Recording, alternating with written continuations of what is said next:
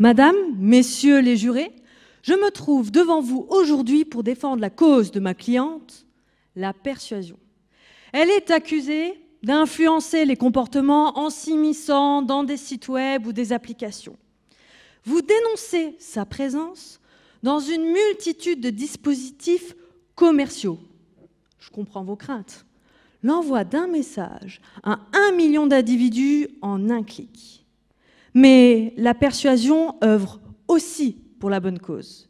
J'appelle à la barre mon témoin principal qui vous offrira les preuves tangibles du dévouement de ma cliente au service de l'environnement. Effectivement, c'est le sujet auquel je m'intéresse. Comment un site web peut conduire des individus à changer leur comportement, et plus précisément des comportements favorables à l'environnement? Pour répondre à cette question, ma thèse se découpe en 3 étapes.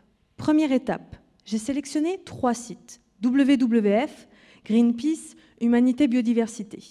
L'objectif est de garder le site au plus gros potentiel d'influence. Pour ce faire, 55 binômes ont mené des inspections à l'aide de grilles de critères persuasifs construites par des experts. Dans cette grille, vous retrouverez par exemple le critère d'attirance émotionnelle qui se définit par le fait de déclencher une émotion chez vous pour vous inciter à agir. En confrontant les résultats, WWF s'est avéré être le site au plus gros potentiel d'influence, ce qui nous conduit à la seconde étape. Si WWF contient des éléments persuasifs, faut-il encore y prêter attention?